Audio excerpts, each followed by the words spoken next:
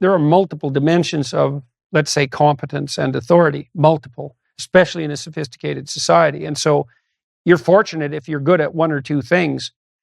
Most of the ways you could be competent and generous, you're just not that good at. So first of all, I would say don't be too disheartened, especially if you're young, because of course you're useless when you're young and male. It's like, of course you are. It's a very difficult thing to take your place in the world.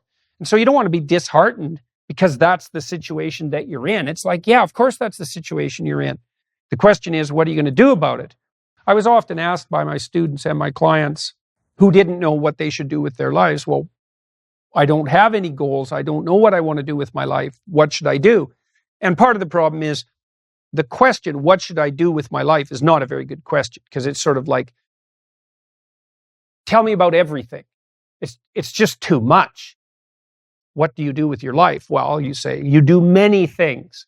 Okay, what are those things? Because I don't know what to do. Well, why don't we look at what other people do that appear to give their lives significance and meaning? And this bears on the issue of responsibility. Well, most people want to have or do have an intimate partner. So if you don't have one, hey, work on that. And how do you work on that?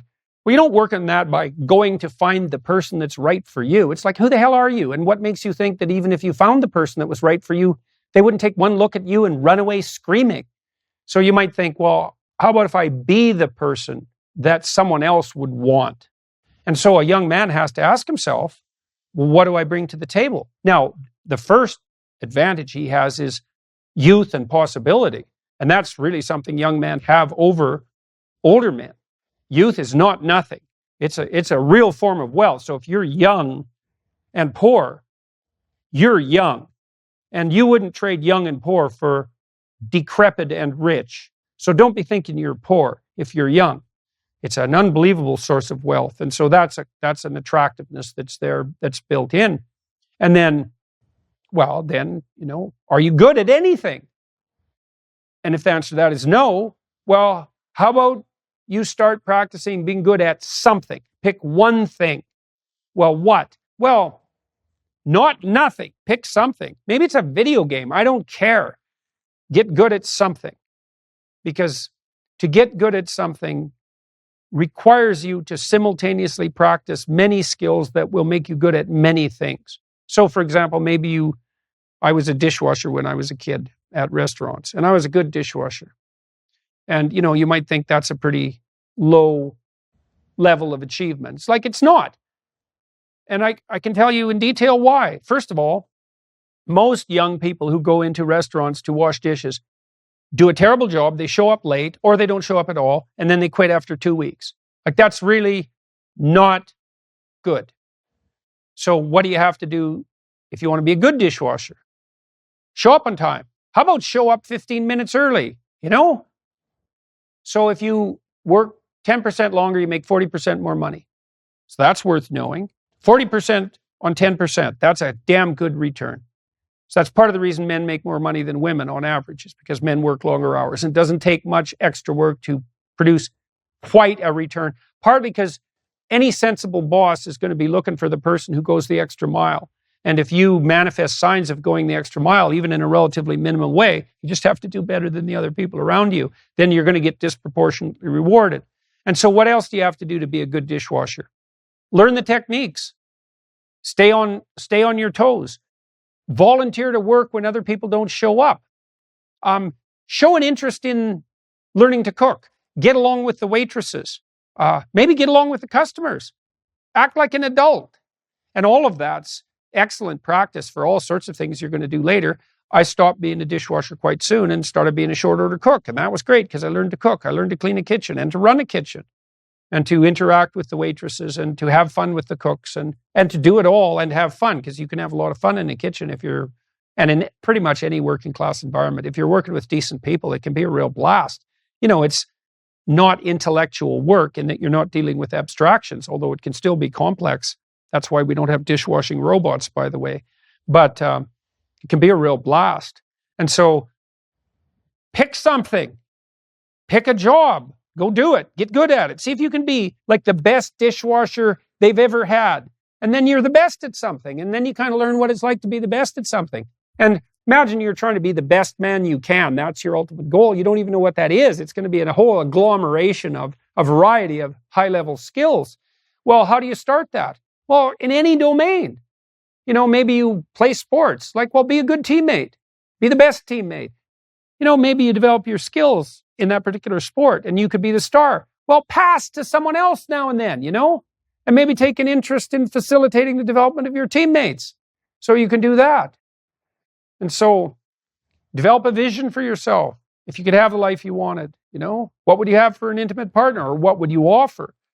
What kind of family would you like to have? Can you put your own family together? Can you reconcile with your father, your mother, your brothers, your cousins? Can you pull your family together? Can you get a job or a career? Can you educate yourself? Can you regulate the draw of temptation, drug and alcohol use in particular, sexual temptation as well? Oh, do you do anything that's remotely resembling civic responsibility? Are you a member of a political party? Do you go to church? I don't go to church because, their beliefs don't match mine. It's like, who the hell cares about your beliefs? You're like 16. You don't even have beliefs.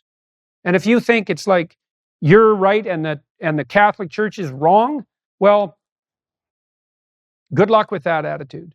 And that isn't to say that the church, for example, or a political party doesn't need repair, because all institutions are always falling apart and corrupt. That's a story as old as time. That's the evil uncle. But good, you have something to do. Go fix it up. Definition of man. What am I, a biologist? But as it happens, I am a biologist, so I guess I don't have that excuse. Productive generosity is good. I once read a good description of Christian charity, and it was productivity plus generosity, which I really liked, because the hyper empathic types only concentrate on the generosity end of that. It's like, I'm generous, yeah, but do you have any money? No, I'm generous with other people's money. Yeah, well, you're missing half the equation there. And that's really the distinction between conscientiousness and agreeableness from a personality perspective. Those are two cardinal personality traits. And agreeableness, which is basically an empathy dimension, has no correlation whatsoever with success in enterprise, business, creative domains. In fact, among managers, agreeableness looks like it's slightly negatively correlated with success, because hyper-agreeable managers can't say no. They can't discipline their employees. They can't set limits. And they're susceptible to manipulation. So productive generosity is pretty good. There is more to it, obviously, more to being a man than productive generosity. But as a central notion, that's a good one. The productivity requires aim, orientation, responsibility, discipline, all of that willingness to work, that willingness to make sacrifices, which is the hallmark of maturity in the service of a higher goal. And that responsibility, that productive responsibility, should manifest itself in relationship to the individual. So you should be responsible to yourself and your future self, the community of selves that you are across time.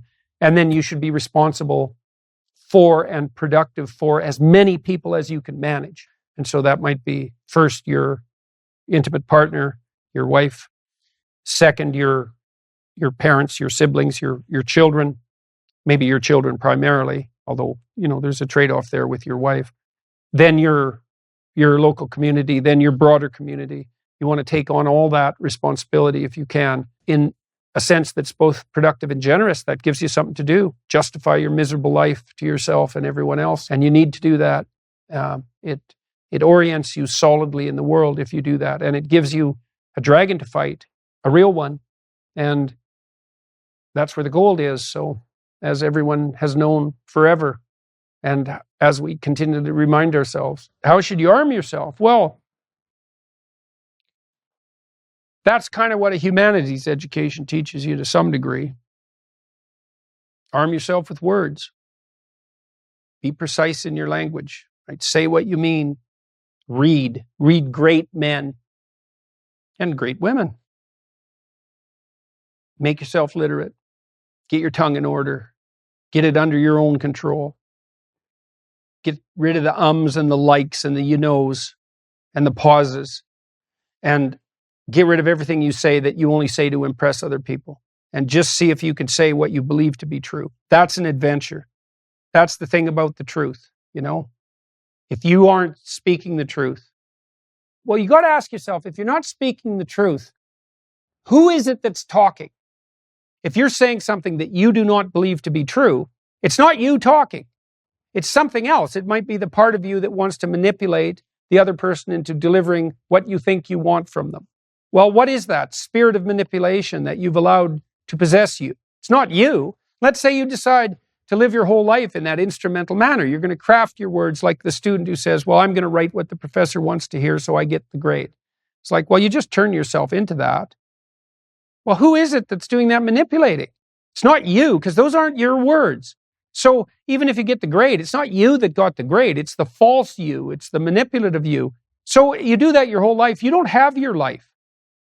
And then you think, well, God, that was a miserable life. I manipulated everybody. They were so damn stupid. They were sucked in by it. They're all contemptible. Everyone does it, you know, which they don't, by the way. And so that's a pathway to bitterness.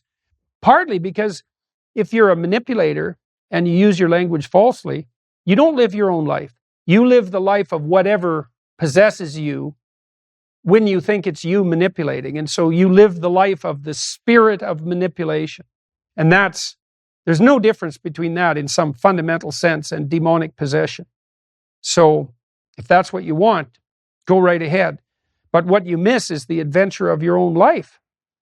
You know, because if you say what you think, this is a really important thing to understand. You have no idea what will happen if all you do is say what you think. Because you have to let go of everything. Just to do that, you have to assume that there isn't anything better that can happen than what happens if you tell the truth, no matter what happens. Because you say, you know, I'll tell the truth and I get in trouble. It's like, well, is that good or bad? Well, it's not so good when it's happening. When you get in trouble, that can be devastating.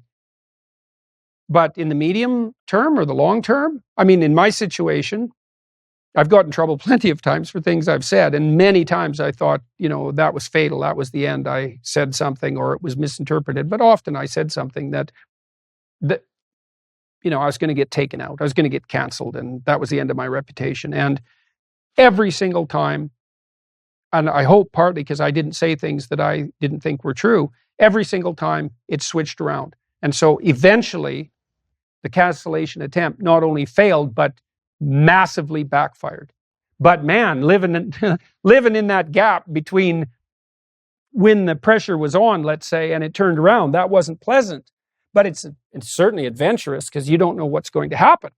And maybe that is the adventure of your life, right? Imagine that the world was constituted so that the true adventure of your life emerged as a consequence of truth in speech and action. Because that would be reflective of the real you, so it would be you living. And then imagine that the adventure that would occur if you dwelled in the truth would be so overwhelming that it would justify all the suffering. And I think that's true. The great people I know are brutally truthful to themselves and other people. And they have insanely adventurous lives. And they also get more and more and more competent. I've talked to my daughter a lot about this. My daughter runs my companies. My daughter didn't know much about business when she started, and she was pretty sick too, and she didn't know a lot. And so it was easy for people who thought they knew a lot about business to pull the wool over her eyes. But Michaela has the ability to ask stupid questions, and we've talked about that a lot. It's like, you only have to ask a stupid question once if you're alert. You ask a stupid question, and if you're in a crowd and you ask a stupid question, 80% of the people in the crowd have the same question. They're just too cowardly to ask. But you ask and then someone actually tells you, you never have to ask that question again. You're no longer stupid. So if you ask enough stupid questions because you're honest, well, then you're not stupid anymore. And so that's a good deal.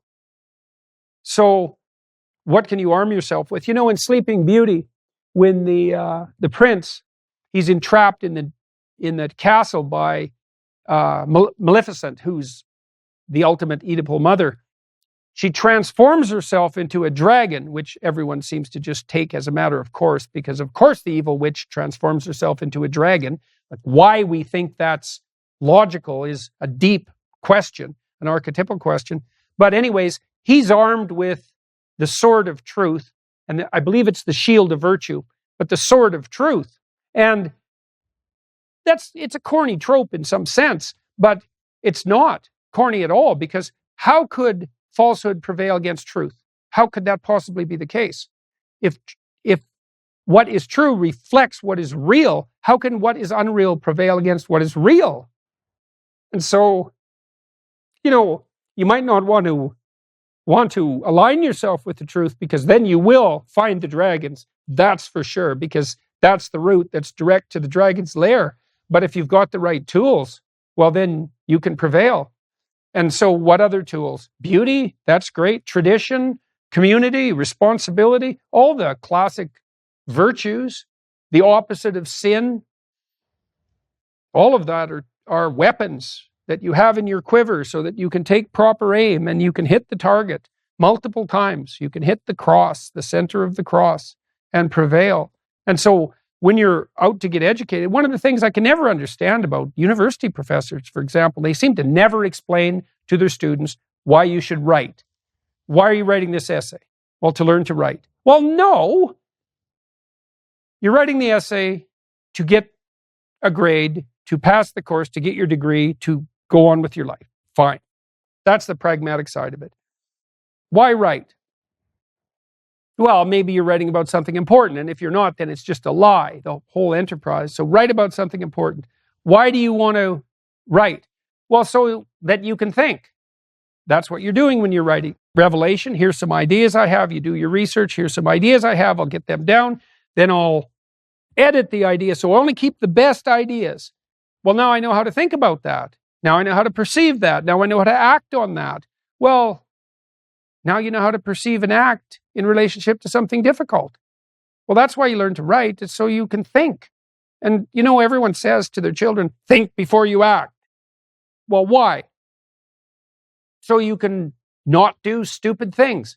So why think? So you don't do stupid things. Why not do stupid things? So your life isn't any more miserable than it has to be. So don't do stupid things. How do you do that? Think. How do you learn to think? Write. So why write? How about so you can take your place in the world? Not so you can please the teacher and be some obedient, lapdog. You need to know how to think and speak so you can lead and think and conceptualize and entrance. So all those weapons of directed attention and a sharp mind. And you don't let people who are trying to make you into lapdogs, as I said before, interfere with your ability to arm yourself for what's coming in the future. So, one of the things you want to understand too, if you're a tough, cool kid, especially a guy, is that a lot of the things that are working for you in junior high, your physical prowess and that kind of physical charisma that you might have because you're a relatively tough kid, you need that as you progress. But as you move out of junior high and high school into the broader world, the spoils go to those who can master abstractions, because abstractions scale. And so you have to be able to work at a high level of abstraction in order to become really successful. And you can't get there without being literate and, numerate too, because that's another pathway. If you're more interested in things and gadgets, if you have more of the engineering mind. So, but you want to think of education as the pathway to that sharpness of mind, and you want to think about that, and tongue, and you want to think about that as your primary weapons of both offense and defense. And that's not some metaphor. That's, they say the pen is mightier than the sword. There's no comparison. The sword, yeah, fair enough. And you want to be careful of someone who wields the sword, but you wield the pen in a mighty manner. Nothing stops you ever. That's assuming too that you're oriented, in some noble manner. Oh yeah, the adventure. The adventure. Well, the truth is an adventure. Just try that. Just try it for a month. So you have to start by not lying. That's how you start. And so you might say, well, I'm not sure when I'm lying and when I'm not. It's fair enough. You probably aren't sure. But sometimes you know perfectly well that you're about to lie or that you just did. And so you can just start by stopping the unnecessary lies. And then you get better at discriminating, so you get rid of the blatant lies. And that means you're going to have to face a lot of detritus left over from pulling those lies along with you. You stop the blatant lies, and then your capacity to discriminate improves. And so then you start seeing some more subtle lies. So then maybe you clear those out, and then you see even more subtle lies, and you start clearing those out. And you start seeing that you say things that weaken you in your own eyes to impress other people. That's a subtle form of lie. And then maybe you stop doing that. And then maybe you do that for 5 years, as a spiritual practice. And then you only say things you mean. Well, man, you will absolutely have the adventure of your life if you do that. So, and maybe that's a great adventure. Because that's one thing life could be. I don't know if you can have an adventure if you're not mortal. Because an adventure sort of implies that you have everything at stake, right? And we have everything at stake. And so you can live like you have everything at stake. And that's an adventure. That's for sure. It might be so much of an adventure that you can hardly tolerate it, but it won't be dull. And that's something, because maybe you want to look back at your life and think, that was rough, but man, it was worth it. And I don't know if you ever get only one of those, because you might think, well, I can scrap the rough. I don't want, at the end of my life, that was rough. I floated through life on a cloud of pillows and nothing ever challenged or threatened me. It's like, no one wants that as their memory. What they want is like dragons, victories, dragons, victories, dragons, victories, something like that. Or beasts, tamed, beasts tamed, something like that. And so, there's a deep theological idea that, part of the reason that God gave us free will, let's say, is because it's better for us to come to virtue on our own accord, and it's better to have an adventure than to be safe. And maybe it is better. I mean, what do you want for your kids? Do you want them to get out there and enter into forthright combat with the world and to overcome obstacles and succeed? Or do you want to wrap them in styrofoam and bubble wrap and store them in the basement? Nothing will hurt them down there. Well, yeah, except you. And so you want to prepare your children, if you love them, for the adventure of their life. You don't want to protect them. And you do the same with you. It's like, you're not getting out of this alive. You're going to die. You got nothing to lose that you're not going to certainly lose. So you might as well live with no holds barred. And the fastest way to do that is to stop lying. Because then it's you that's living. Because you don't know what possesses you when you lie. Like, you think they're your lies. Jung said, people don't have ideas. Ideas have people. And so when you're lying, you might ask yourself, just exactly who's got your tongue. Because you think it's you. But that just shows how much you know.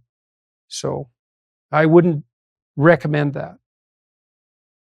It's not the cat that's got your tongue. It's a hell of a lot worse than that. How should women establish which dragons they should go after and which treasures are worth attaining? That's a good question, because, you could be like Don Quixote and go after windmills. And there's something noble about Quixote, because at least he goes after something. There are at least dragons in his imagination. It's dangerous to go play in traffic. And so you might say, well, I've run out in traffic. I'm dodging cars. I'm playing chicken. Aren't I slaying the dragon? It's like foolhardy exposure to danger. It might be better than no exposure at all. There is something somewhat admirable about that kind of careless bravado that you sometimes see among young men in particular. That's sort of the Bart Simpson approach to life, better than the Millhouse approach. Neither are optimal. But mostly, the dragons that you have to encounter on your way to a worthy goal. So imagine you're trying to enter the castle gates. So you've identified the castle. You know where you're headed. You have an aim. Maybe you want to get a job. You're a young guy. You're 14. You're afraid to go for an interview. But you want to get a job. And you have an idea why. You want to make your own money. You want to be treated like an adult. You want to establish some autonomy. You want to see if you can be useful to anyone. And so you're willing to go get a job, but you're terrified of an interview. It's like, there's a dragon for you. Because you want to fight the dragons that guard the gates of the treasure that you wish to attain. And so that's not foolhardy. It's like, well, why can't I get a job? I'm afraid to be interviewed because I'm so inarticulate. Well, hey, you've got your dragon. And that has to be encapsulated within a vision of the treasure. It's like, if the treasure is worth attaining. And so you got to ask yourself, is this part of a path that I would voluntarily walk down? And if the answer is yes, then you're going to encounter obstacles, some of which might be the size of dragons along the way. And those are the ones that you have to face. And that's not foolhardy. And those are the ones that facing those dragons will force the development within you that's necessary to attain the goal.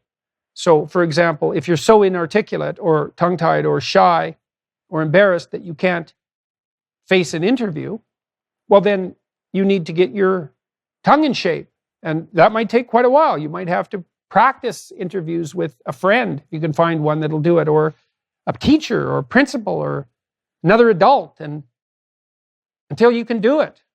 And then not only do you have the job, perhaps, but you know how to look for a job, and now you're articulate. And so what a deal that is. And you have to overcome your fear of your own stupidity. You know, in the story of Moses, so Moses is called upon by God to lead his people out of slavery. So that's a pretty major task. And you're called in some sense by God to lead yourself out of the slavery of your own foolishness and presumptuousness. And Moses had a speech impediment. That's part of the story. It's not clear exactly what it was, but he believed he was a very unlikely person to bear that responsibility, and I suppose he was. But one of the things you often see with people, like introverts can become extremely socially skilled if they do it consciously. You know, it kind of comes naturally to extroverts. Introverts are often worn out by people and find it draining and difficult, especially in groups. But if they go about it consciously, man, they can become incredibly sophisticated.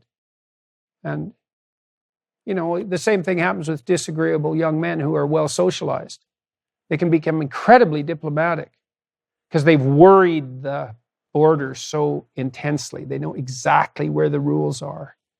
Those are the dragons, you know, the ones that stand in the path that leads to the light. Those are the dragons you take arms against. And you leave the ones that you can ignore, you leave them be. You know, let sleeping dragons lie. Right? Because it's not foolhardiness that you're looking at. What are the treasures that you can get? Well, the first thing dragons guard is virgins, so there's that. And you think, well, it's a very bizarre story, right? The story of the dragon, because dragons guard gold and virgins. It's like, what interest do dragons have in gold and virgins? But, well, the girl wants the guy who can overcome the dragon. So that's dead simple and obvious to anyone with even a smidgen of biological knowledge. Of course, women are going to be, what would you say, entranced by the man who can keep the predator away from the infants. I mean, clearly, that's of primary significance. So if you can confront the dragon, you get the girl. And that's how God only knows how old that story is, like millions of years old, that idea. Tens of millions, probably, but certainly millions. And then gold, well, depends on the dragon, you know. If you're afraid of interviews, afraid of public speaking, and you overcome that, you get the gift of a golden tongue. Well, that's something. And so there's a commensurate gain with each obstacle overcome that's in proportion to the size of the obstacle. It's partly because a lot of the potential that lies within you will not make itself manifest without the demand being put to it. And so there's this old idea in the Chartres Cathedral, there's a maze. It's the world, essentially. You enter in one quadrant of this circular maze, in the center of the church architecture, and You walk every quadrant. And at the end of the walk, which is a symbolic pilgrimage, you get to the middle, to the center where you're supposed to be. And what that means is that to get to where you should be, you have to go everywhere. And that's why young men often, and young women as well, are called to, they want to travel. They want to go see the world. Well, why? Because they want to get away from their father's tent and their mother's love and go hit themselves against the world, to see different things, to become different, to become a multitude of different people, and then to integrate all that into the person they could be. And you have to go everywhere and do everything to manage that, to every corner of the world. And every time you do that, you gain more information, but you turn things on inside of you that you don't even know are there. And that's the same as reactivating the ancestral father. It's the same thing. Because all that biological capacity is in some sense nested inside you, maybe coded at the genetic level. We know that if you stress yourself in particular ways, especially voluntarily, new genes turn on and code for new proteins. Like you literally build new modules. They're there in latent form. It's not much different than, when you go to the gym and you start lifting weights, well, your body's going to transform, but it's not going to do that if you just sit around. You have to face your being with the necessity of transformation, and then all sorts of new things that you had no idea you were capable of will make themselves manifest. And that's all part of that pattern of voluntary confrontation. That's the core of genuine adventure.